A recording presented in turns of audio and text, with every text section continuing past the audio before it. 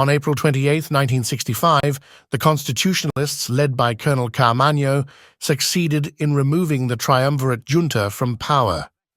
The situation was dire and demanded immediate international attention. The escalating civil war caught the eye of the United States. Fearing the spread of communism and seeking to stabilize the region, the U.S. launched Operation Power Pack. They dispatched 42,000 troops to the Dominican Republic, hoping to broker peace between the warring factions. However, this intervention only served to further intensify the conflict. The stage was now set for a brutal conflict that would shape the future of the Dominican Republic. The seeds of unrest had grown into a full-blown civil war, drawing the attention of the world. To fully understand the conclusion of the Dominican Civil War, we must explore the dramatic intervention of the United States. How did American involvement change the course of the conflict? And what was life like for Dominicans caught in the crossfire? Another call for help, now from the Dominican Republic, as rebel forces turn Santo Domingo into a battlefield. The Dominican government informs our ambassador that the safety of Americans and citizens of other nations can no longer be guaranteed. Again, prompt, decisive response. We landed sufficient forces into the city and deployed them to protect our citizens and those of other countries requesting protection.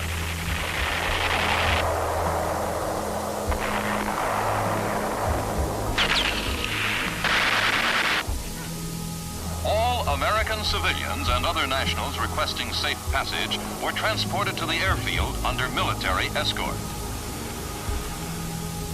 In a still dangerous situation, we continue to deploy our protective troops along the city's streets.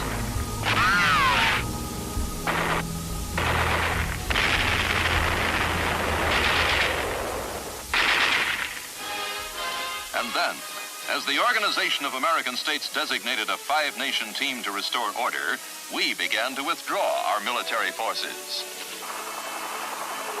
This assistance to the Dominican Republic extended far beyond military aid. It meant the distribution of food to the hungry.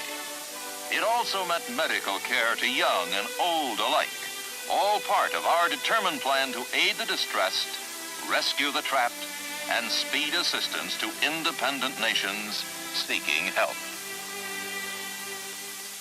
The United States intervened in the Dominican Republic out of a fear of communism spreading, much like it had in Cuba.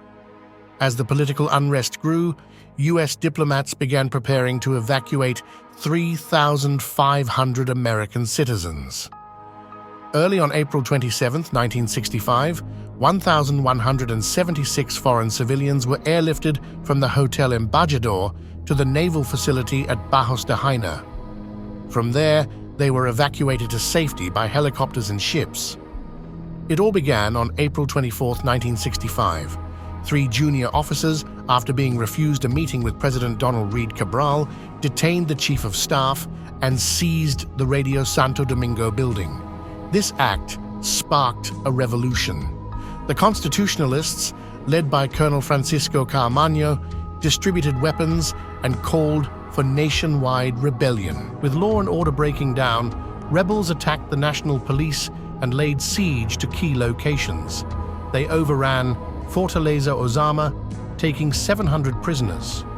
The city descended into chaos, prompting the arrival of American forces to restore order. On April 30, 1965, the 82nd Airborne Division landed at San Isidro Air Base, marking the start of Operation Power Pack. Within hours, more troops and heavy equipment followed, aiming to secure the capital and restore stability. The American troops faced fierce resistance. The Constitutionalists used machine guns and mortars against U.S. outposts. The fighting was intense, and both sides suffered heavy casualties.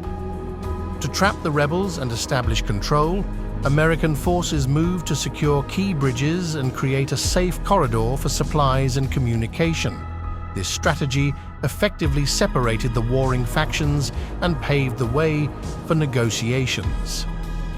On May 6, 1965, the Organization of American States established the Inter-American Peace Force, a multinational peacekeeping force to help stabilize the situation. This force included troops from Brazil, Paraguay, Nicaragua, Costa Rica, El Salvador, and Honduras.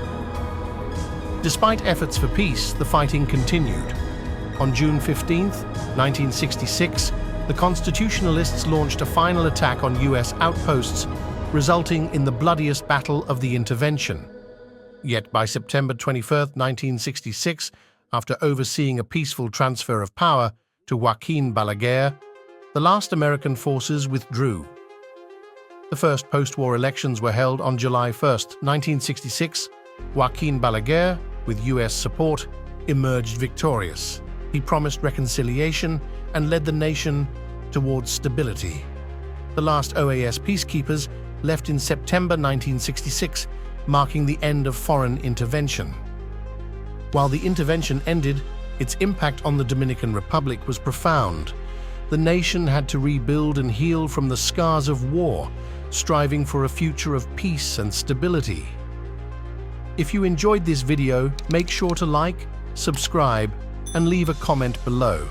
Also, check these videos right here for more on Dominican history.